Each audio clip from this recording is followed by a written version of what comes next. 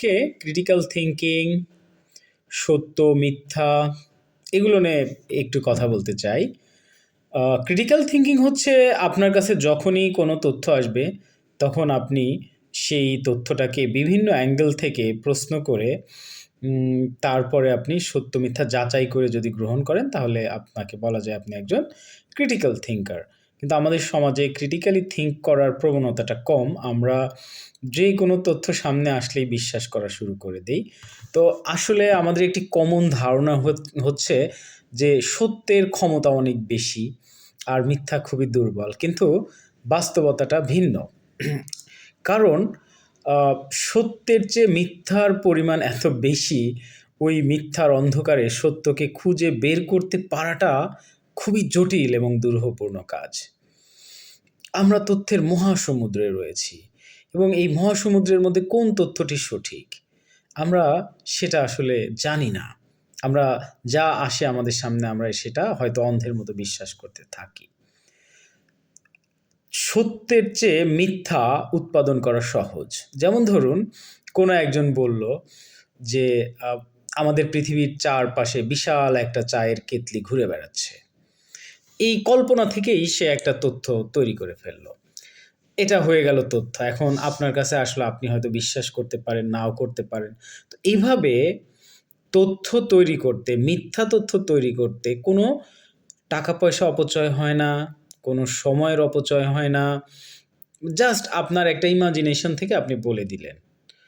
এটা হলো বাস্তবতা। তার মানে বুঝুন, মিথ্যা তথ্য উৎপাদন করতে কোনো কিছুই লাগে না। Within a very split second, we can produce huge number of falsehood and we can spread through the social media, electronic media, print media. এভাবে এই তথ্যগুলো কাজ করে। তো এখন যেটা বলছিলাম যে ধরুন এরকম তথ্য কেউ একজন বানিয়ে ফেললো যে পৃথিবীর চারপাশে একটি কেতলি ঘুরে বেড়াচ্ছে। তো এখন এই যে তথ্যটা, এটা উৎপাদন করতে কোনো খরচ হয়নি, মানুষের উর্বর মস্তিষ্ক থেকে এসেছে। সে জাস্ট এই তথ্যটা ফেসবুকে ছড়িয়ে দিয়েছে। তো হাজার হাজার লক্ষ লক্ষ কোটি কোটি মানুষের কাছে যাচ্ছে।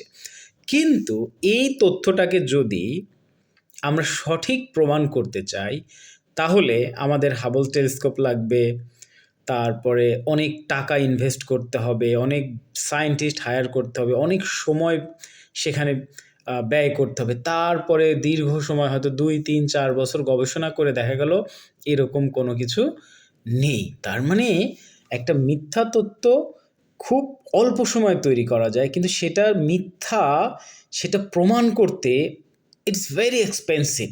এই কারণে পৃথিবী জুড়ে প্রতি সেকেন্ডে মানে টেন্স অফ থাউজেন্ডস নিউজ তৈরি হচ্ছে, সেগুলো মোটামুটি বলা যায় ফলস।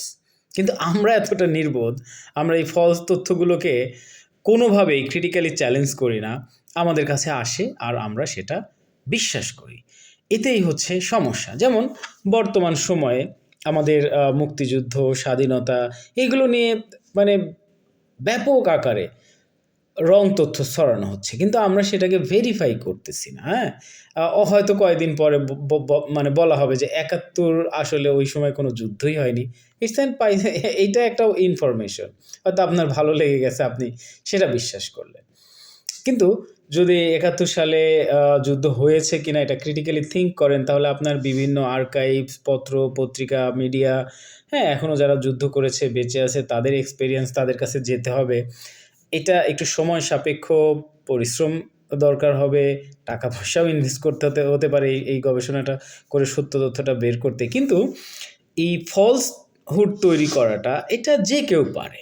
প্রত্যেক মুহূর্তে এই ধরনের ফলসহুড সোশ্যাল মিডিয়াতে প্রডিউস করা হচ্ছে, কিন্তু আমরা সেটাকে সত্যি ক্রিটিক্যালি থিঙ্ক করে সেটা সত্য না মিথ্যা সেটা আমরা যাচাই করছি না। ফলে আমাদের সোসাইটিতে অনেক মানুষ ওয়েল ইনফর্মড না, তারা জাস্ট ইনফরমেশনগুলো পাচ্ছেন এবং নিজের সুবিধা মতো যদি পছন্দ হয় তাহলে সেটাকে সে বিশ্বাস করছে এবং সেটাকে খুব কনফিডেন্টলি স্প্রেড আউট করতেছে।